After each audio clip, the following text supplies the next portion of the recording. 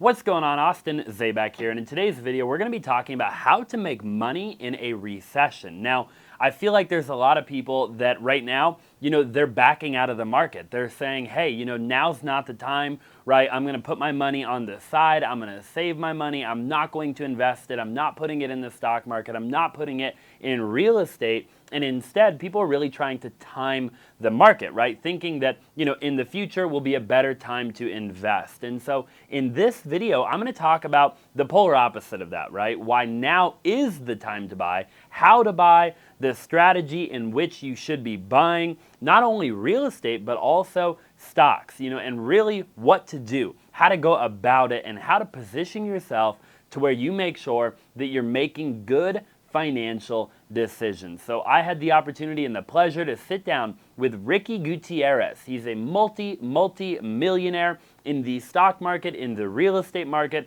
very intelligent, knows what he's doing, and I'm going to show you a clip where we were talking about just that. Now go ahead and let's jump into the video. You said in the beginning you see a lot of opportunity in the upcoming market. Yep. What are some different things that you're going to be focused on?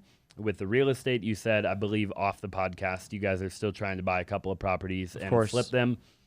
Is your goal to keep it around a couple a month, or are you going to try to take on some more projects? So I'll talk about real estate and then the stock market. So for the real estate, the way that I view it is just because the market is becoming a little bit more iffy, our job is just to be more selective. So we've transitioned from a net 10% cash on cash return to now about 15%. So we're definitely more selective more now than ever before. We're not looking at or hoping that, hey, if we even hold this for a couple of more months, we'll probably even make more money. So that's the mindset with that, where we're still working on this every single day. We still have our guys, we still have our team, and I want to be proactive about it. I don't want there to be any excuse on, let's maybe take a month or 2 months off.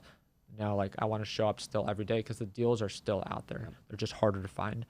Stock market, I think now is the best time to prepare for the market to recover.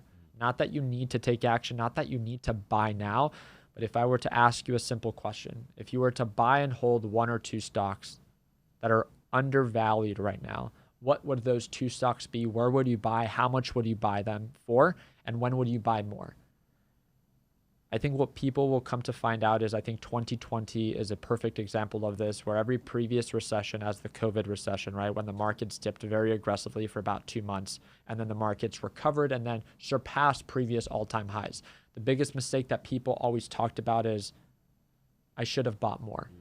But it's every previous recession that people view as a missed opportunity, but any current recession that they view as a risky time to invest, because it's all about looking back, being able to look back and be like, I should have done this. Yeah. Where my job is not to be perfect. My job is just try to be the best I can be and make sure that I can tolerate the time that it might take for the market to recover. I think that's how you stay very level-headed. Yeah. Not only can you be effective with being selective with the opportunities you choose to take, but having a level head by understanding that the markets can get worse before they get better, but that excites you. Yeah, so I love that a lot. Thank you. You said like a really good one-liner in there that I'll have to go back and re-listen to. Yeah, like about looking back at looking back at that recession, and then I can't remember how you worded it, but it was really every good. Previous recession is considered a missed opportunity, but every current recession is viewed as a risky time to invest. It's something that we say pretty often. It's because I want the people that follow us and the people in any market, like they just need to understand how money is made.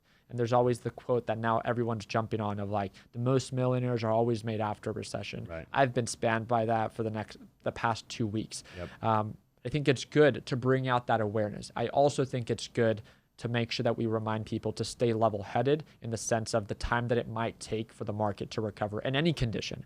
Yeah. Crypto and the stocks, I feel like, are the ones that react instantly.